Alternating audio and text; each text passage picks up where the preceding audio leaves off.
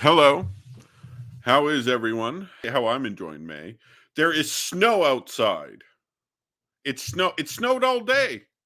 I think now it's turned to rain, but it snowed for about 6 hours today. I'm not kidding. That's what living in Canada is like. One time I saw my city's not even the coldest city in Canada. I'm in Calgary. I saw once uh, an article, the top 10 coldest cities in the world over a million people. And the top 7 were in Asia. Ulaanbaatar in Mongolia, like Harbin in China, and places in Russia, Astana, Kazakhstan, all that stuff. And my city was on it. My hometown of Edmonton was number I think 8 on the list, the coldest city in North America, over a million people. I hate this country. This country's cold. It's woke. Inflation is through the roof. The cost of living is through the roof. And we probably have one of the worst leaders in the free world, although he's trying to make us less free all the time. Anyway, that's not the topic of this, me lamenting the sad state of my country. That is not the reason for this live stream. It's to talk about an article and to talk about a general trend in the church. But first, before we do that, I'm going to play something. Cardinal McElroy, this liberal heretic in the States, who's the Bishop of San Diego. He's also a cardinal in the church. And he was, about a year ago, he was on an interview at America Magazine, which is a stain on the church. America Magazine, it's a Jesuit operation, huge modernists. It's such a disgraceful outfit. But anyway, they're on this podcast, they're interviewing Cardinal McElroy. So before I get to the article, I'm going to show this because it's all going to tie in. McElroy. And let's see what Cardinal McElroy said. Catholics disagree. They form new religious, Okay. maybe not changing church teaching, but de-emphasizing some or emphasizing others, or kind of taking down some of the rules. We get closer to a place where Catholics they're going to split. It used to be the saying is, when Protestants disagree, they form new churches. When Catholics disagree, they form new religious orders. But on some of these really fundamental questions about sexuality, women's ordination, same-sex marriage, those don't seem like places where we can just agree to disagree in the long run. And so just having these conversations can bring up some anxiety for Catholics. And so what would you say to someone who fears that by, even touching these sensitive issues around sexuality, that we're risking the scary S word of schism? Wait for this. Wait for it. I So think stupid. there are a couple issues. One is there's another scary word too, and that is drift. All right.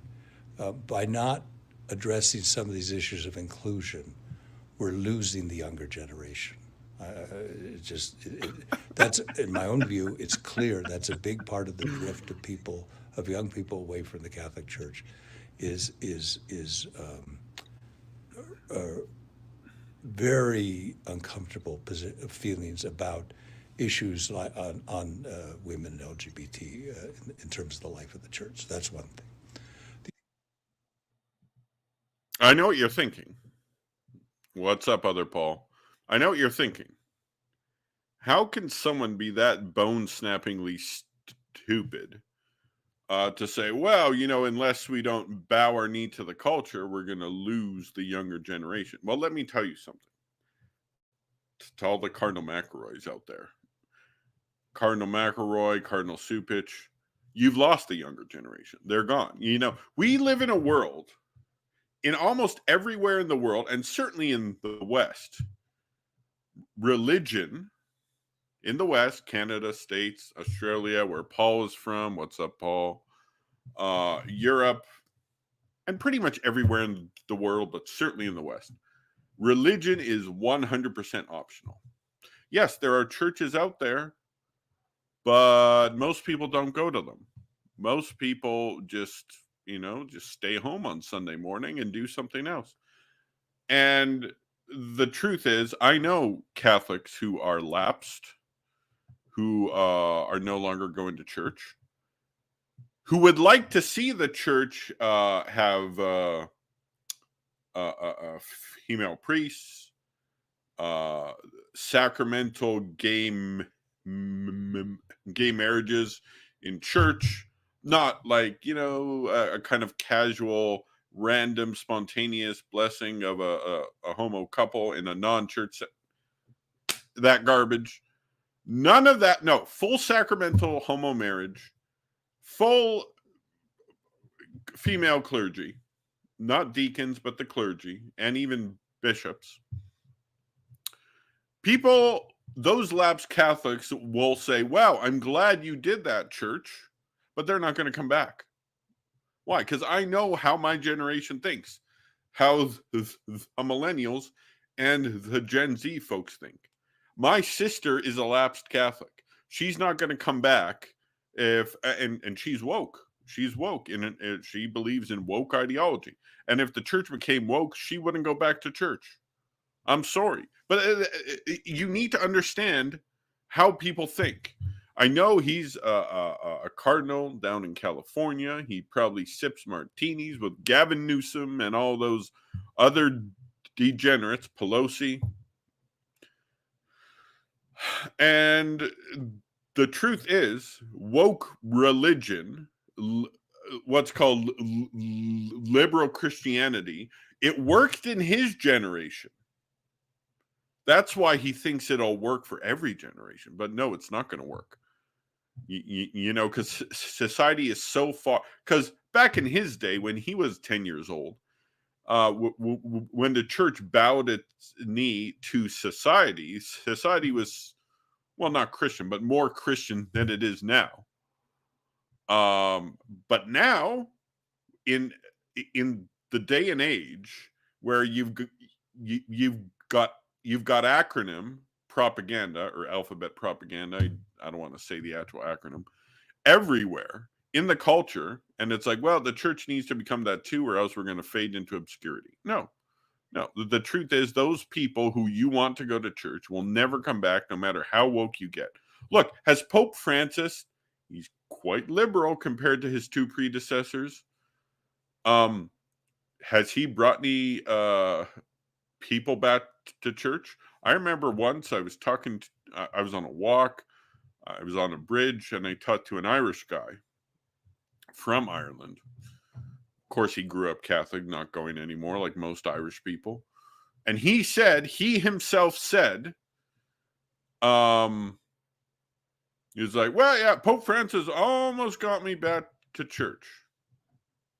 Yeah, but he's not going to bring you back. Yeah, you like him because of his views, but he didn't bring anyone back. And the people that convert to Catholicism from either Protestantism or something else don't do it because of Pope Francis. I'm sorry.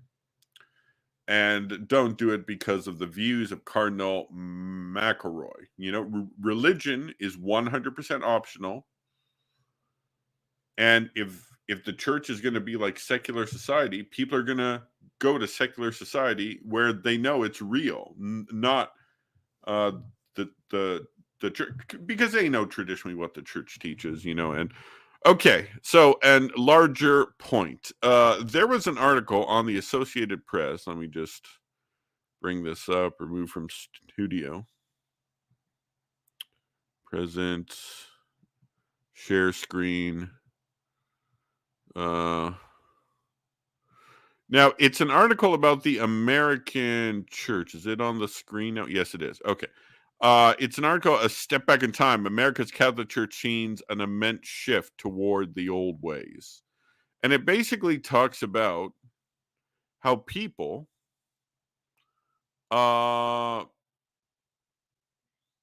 how it's going back in time. They're preaching about abortion. They're preaching about sin. Of course, if you preach about sin, you're going to preach about God's grace, which is the antidote to that sin. How you're redeemed from that sin. It's radical in some ways. Rouleau said we're returning to the roots of the church.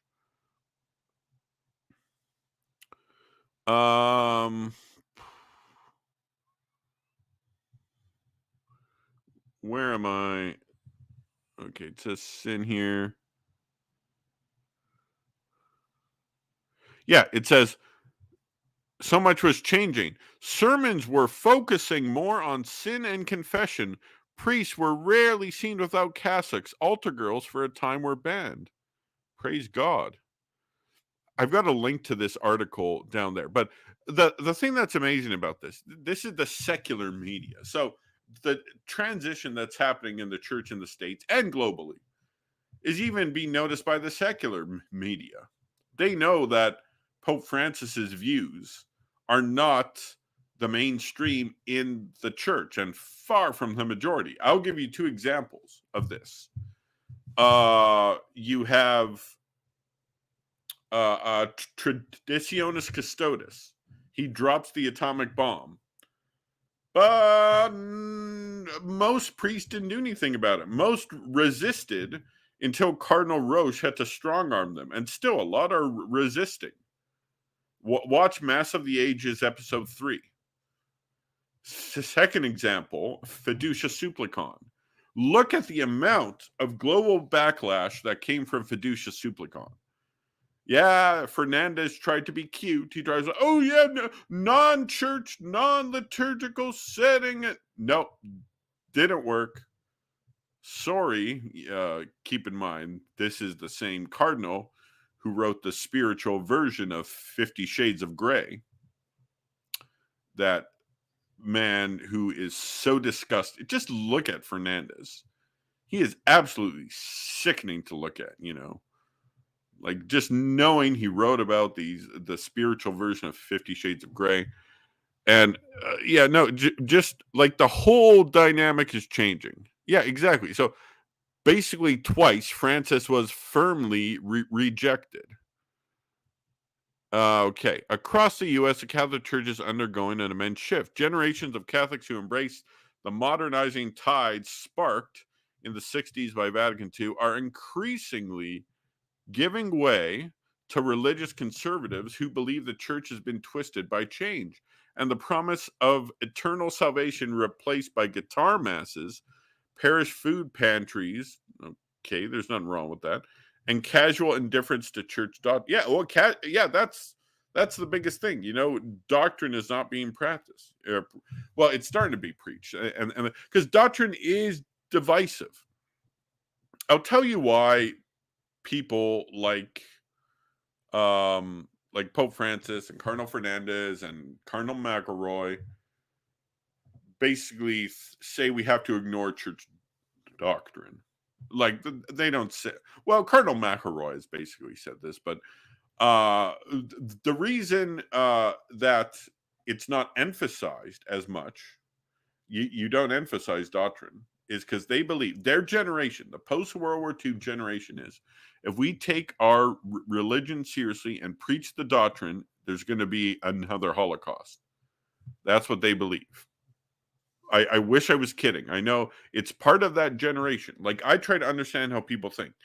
They think if we take our religion seriously, it's going to preach and it's going to end up in another Holocaust. Catholics and Jews lived side by side for 1900 years. And there was no Holocaust. Only in 20th century, very non-religious country of Germany was there. And even then, it was in lands they conquered. The best Catholic parish I know of is ran by a charismatic Catholic priest in liberal Portland, Oregon. Don't you guys have a conservative bishop? Is not Alexander Sample your bishop or was your bishop, and he is pretty conservative. He's not, he's not Strickland, but he's okay. Let's get back to this article, which is freaking awesome. The changes are not happening everywhere. Okay, the shift molded by plummeting church attendance. Yeah, remember Cardinal McElroy, the clip? We're losing the younger generation. Increasingly, traditional Catholic priests are growing, and numbers of young Catholics searching for more orthodoxy has reshaped parishes across the country, leaving them sometimes at odds with Pope Francis and much of the Catholic world.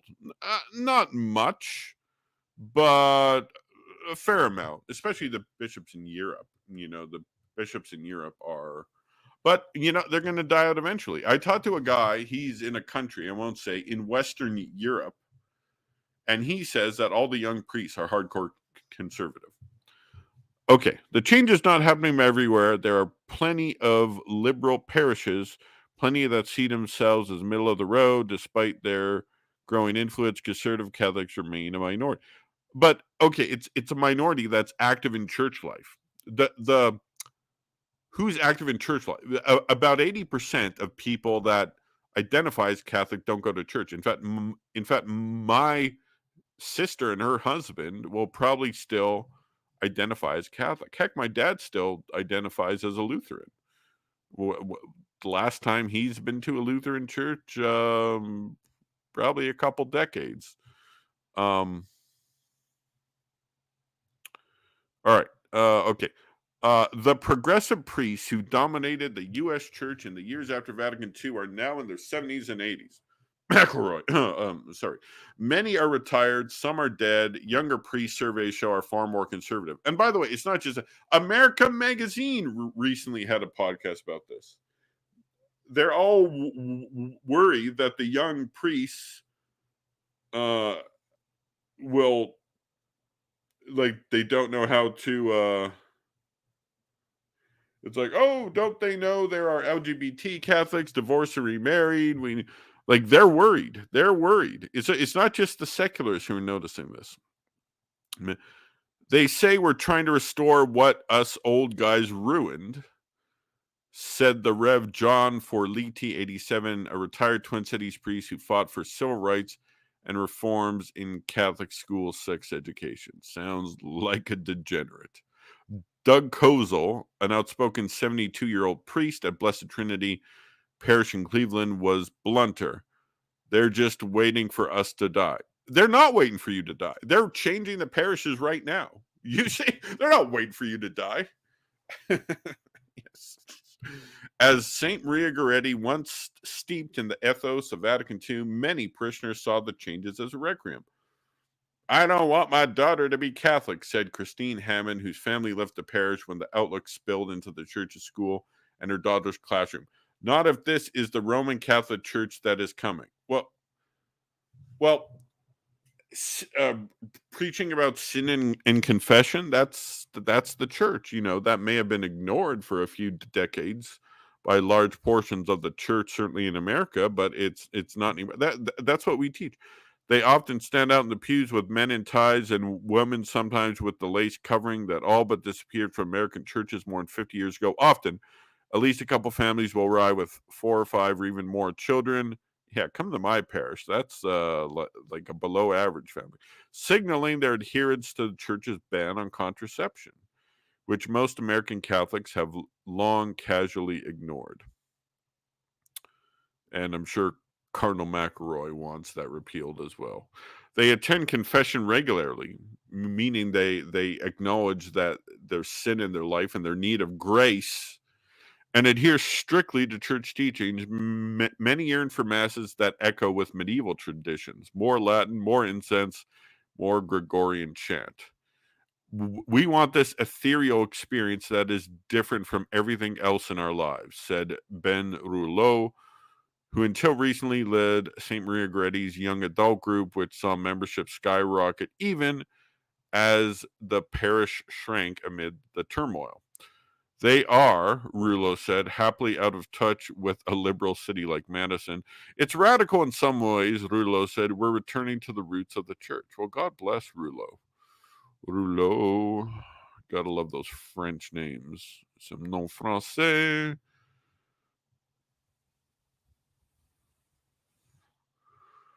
All right. What's up? The best.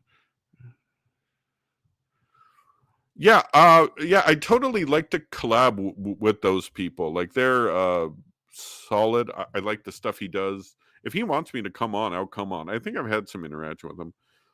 Moderate traditionalists have to rebuild the church over the constant objurations of the Michael Loftons. You know, I won't lie. I like a lot of what Lofton does. He's done a lot of good, but Pope-splaining. Look, I give the Pope the benefit of the doubt as far as I can, but he crosses the line. If he crosses the line and says something that is not consistent with church teaching, I'm not going to pretend it's consistent with church teaching. Now, look, it's obviously not infallible stuff, but all right, let's get back to this article. If the movement emerged from anywhere, it might be a now demolished Denver football stadium and a borrowed military helicopter carrying Pope John Paul II. Probably not. Some 500,000 people at the festival when the Pope's helicopter landed. The Pope, who's oh, by the way, Jimmy White back in the day, James White, also known as Jimmy White, who's quickly becoming the best Catholic apologist out there. By the way, Jimmy White is helping Protestants become Catholic. He keeps debating Catholics. He keeps debating a lot of people and gets trounced. It's beautiful. And Protestants are realizing that Jimmy White has absolutely not. In fact, I've talked to several Protestants who converted back in Jimmy's heyday, Catholics who became Protestants, who are now Catholic again. Praise God. Because they realized that Jimmy White he just blows smoke. So keep debating, Jimmy White. Keep debating, because you're one of the best Catholic apologists out there. You know. All right, the Pope, whose grandfatherly appearance belied an electric charisma and who was beloved both for his kindness and his sternness, confronted an American church shaped by 3 decades of progressive change. If the church is often best known to non-Catholics for its opposition to abortion, it had grown increasingly liberal since Vatican II. Birth control was quietly accepted in many parishes and confession barely mentioned. Catholic social teaching on poverty suffused churches. Most priests traded in their cassocks for plain church with Roman collars. Incense and Latin became increasingly rare. Canada was the same, by the way. On some issues, John Paul II agreed with liberal-minded Catholics. He spoke against capital punishment. By the way, Francis contradicts John Paul II on the death penalty. Yes, John Paul II's position was heterodox, but Francis contradicted his opinion. Because John Paul II said, try to avoid it at all costs, but it's ultimately there if you need it. Francis said, under no circumstances can it be used. He preached relentlessly about forgiveness, the oxygen that purifies the air of hatred. He forgave his own would-be assassin, but he was also uncompromising on the, well, I wouldn't go that far. He was better than Francis, way better. Warning about change and cracking down on liberal theology. No, he didn't do that. He urged a return to forgotten rituals. No. What he did was he allowed, like, see, this is the thing. Like, people think JB2 and B16 were these ultra traditionalist popes. No, they weren't. They were more conservative than Francis. I'll give you that. But they were, you know, not as traditional as you think they were. Now, John Paul II and Pope Benedict did what they could to give access to the Mass to people who wanted the Latin Mass, whereas Francis is trying to restrict. Catholics are in danger of losing their faith, he told crowds, found decrying abortion, drug abuse, and what he called sexual disorders, a barely veiled reference to growing acceptance of gay rights. Across the nation, fervent young Catholics listen.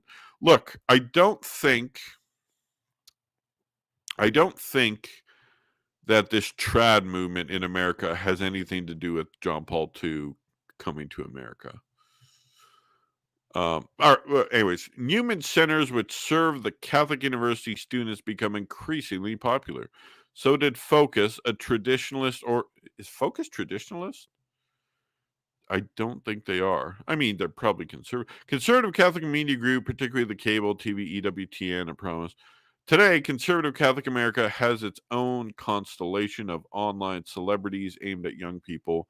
There's Sister Miriam James, an ever-smiling nun in full habit who talks about. There's Jacques Francois Angel, who speaks in shocking and frank details about sex, marriage, and Catholicism. There's Mike Schmitz, a movie star, handsome Minnesota priest who exudes kindness while insisting on doctrine. Even today, surveys show most American Catholics are far from orthodox. Most support abortion rights. The vast majority use birth control, but increasingly, those Catholics are not in church. That's the thing. Yeah, okay. In 1970, more than half of American Catholics said they went to Mass at least once a week. By 2022, that had fallen to 17, according to CARA, a research center affiliated in Georgia University. Among millennials, the number is just 9%. Even in the U.S., Catholic population jumped to more than 70, driven in part by immigration from Latin America and from Africa and the Philippines as well. Even fewer Catholics are involved in the church's more important rites. Infant baptisms have fallen from 1.2 million to 4. Wow, that's like a third. Catholic marriages have dropped well over 2/3. Shrinking numbers mean that those who remain in the church have outsized influence compared with the overall Catholic population. On the national level, conservatives increasingly dominate the U.S. Catholic bishops. Well, I'd say overall the American bishops are conservative, but you have some tyrants at the top. Mainly, Stupich and McElroy are both cardinals, and they're some of the top prelates in America. They're ultra liberal. You have Cardinal Gregory, who's a small step above them. He's not as bad, but pretty bad. Cardinal Dolan, slightly better than him. Just had a drink of water there. Yeah, so there we go. They include everyone from the philanthropist founder of Domino's Pizza. I don't know who that is. To 6 of the 9 U.S. Supreme Court justices. Well, not all of those are conservative. Like Sonia Sotomayor is not conservative. Then there's the priesthood. Young priests driven by liberal politics and progressive theology so common in the 60s and 70s have all but vanished, said a 2023 report from the Catholic Project University based on the survey of 3,500 priests. By the way, America Magazine is panicking about this. Colleen Dolly, what's her name, recently did a thing about this. They're scared, folks. Today's young priests are far more likely to believe that the church changed too much after Vatican II, tangling itself up in America, rapidly shifting views and everything from women's roles to LGBT people. Yes, young priests, not people like McElroy. There really aren't very many liberals in the seminaries anymore, said a young, recently ordained Midwestern priest. He spoke on condition of anonymity because of turmoil that engulfed his parish after he began pressing for more Orthodox services. They wouldn't feel comfortable. Okay. All right. Here we go. Okay, let me just... Sometimes the shift toward orthodoxy happens slowly. Maybe there's a little more Latin sprinkled into Mass, occasional reminder to go to confession, maybe guitars are relegated to Saturday evening services or dropped completely, and sometimes the change came like a war. All right, you get the idea. Like, okay, I'm going to stop reading this because you get the idea. I've got the article. You get the idea. The old guard is dying out. The old guard, Francis, Fernandez, Roche, Supich, McElroy, the people that are holding the church, essentially holding the church hostage, know that they're not going to be around forever. The one priest, so we're waiting for them to die. Well, when your generation does die off, so does the majority of proponents of your bad ideas.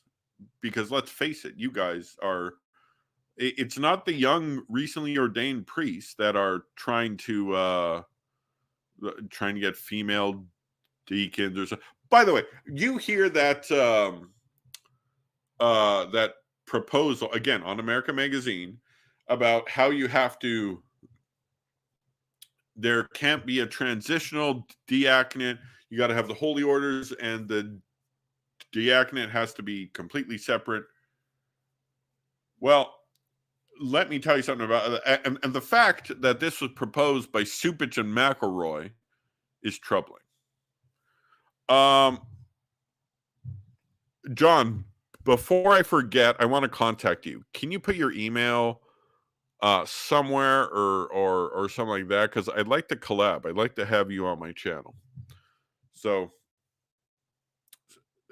anyway, so what's going on is that I know it's happening in the church in Canada too. Because what? Religion is optional now. Like I said, religion in the West and most of the world, but since we're talking about the West, is optional. No one's going to punish you for not going to church. No one's going to punish you. And it's and since like no one is going to be if you come from a religious family, your parents might be disappointed if you no longer go, but there's nothing they can do about it because it's 100% optional. We're not living in 12th century France. We're living in the 21st century post-Christian West, and the best way to return, and the fact that all this compromising with the culture ends in disaster. There isn't one church who has tried to employ this stuff who's been successful. Take a look at the Episcopalians, the Lutherans, the Presbyterians, the United Church. They're a real estate board. They just sell off their properties because their church is going to go extinct. Probably, I'd like to say 20 years, but probably sooner than that. Why? Because they have no conviction. Story. The best compliment that I got in my life, the best compliment I ever got in my life, was when I was talking with a girl, and she talked about my faith, and she said, "Alan, I admire your conviction. I admire your conviction. People in our day don't have conviction, and you have conviction. When you bow the knee to the acronym community, allow females in roles that they're not supposed to be in, that shows no conviction. That just says, well, the culture wants us to do that, so we'll do it. It's not going to work, guys. It's game over. We have the young priests. They're starting to become bishops. You become bishops in your 40s usually. So slowly they're starting to become bishops. Now to become cardinals, pope, or curia, that takes a while.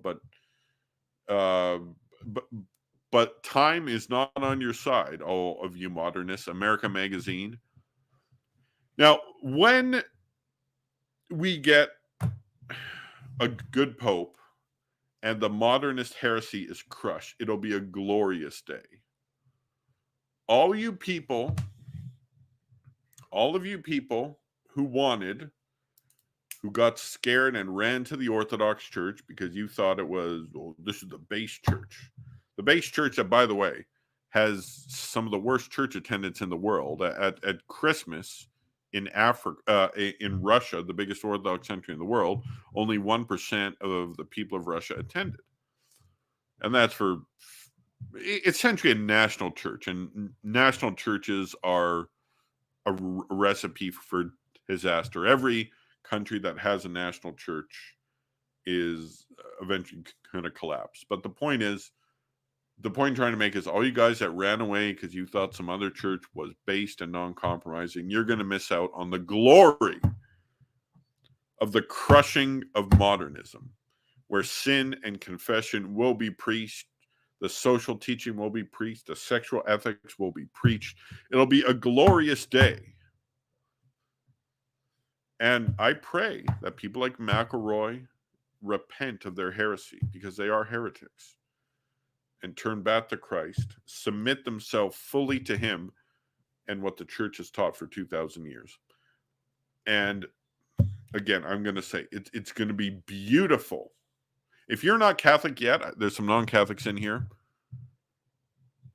I suggest joining up, because you will be part of the victory. Imagine how glorious it felt to be a soldier on the field of Waterloo when Napoleon was defeated. That's how glorious it'll be. When Napoleon sent into exile to St. Helena, in the middle of nowhere, he's the emperor of, he used to be the emperor of half of Europe, now he's the emperor of Jack something, and Jack left town, to quote Army of Darkness. Anyway, join the church and it will be glorious when Christ will be honored with the crushing of modernism. The Blessed Virgin will crush it under her feet. It will be so beautiful. Don't miss out on this, not to mention all the blessings you get beside this from being Catholic, the Eucharist, etc., and all the graces. It's going to be glorious, folks.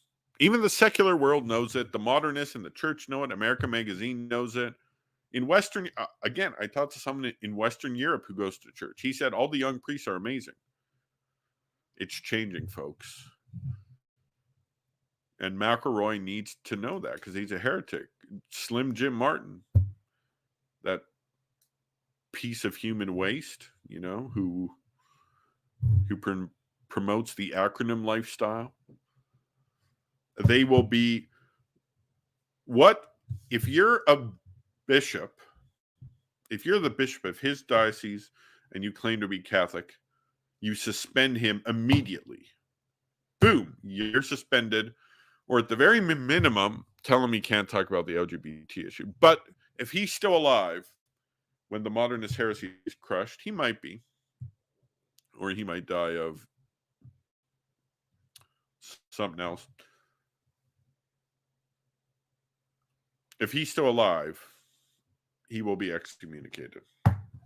I don't think he'll be alive.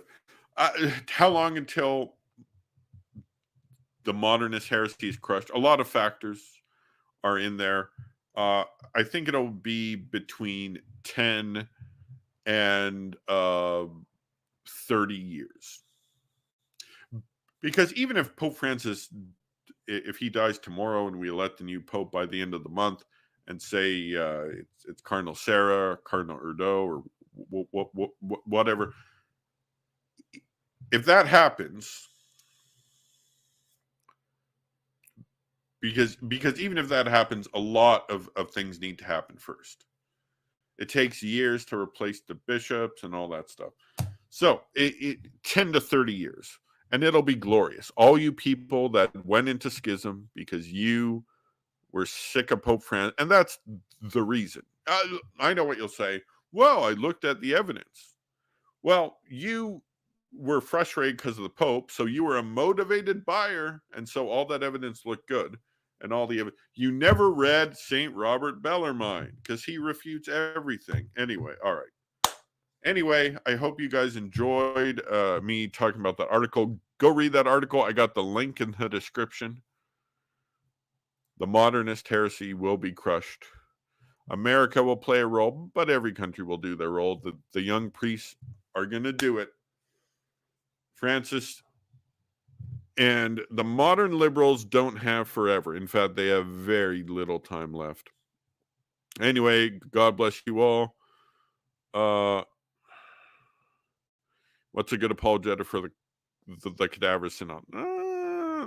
I don't know why you would need an apologetic for that. What, is someone trying to use that against the church? just say, yeah, the Pope did something stupid. Anyway. All right, guys, God bless.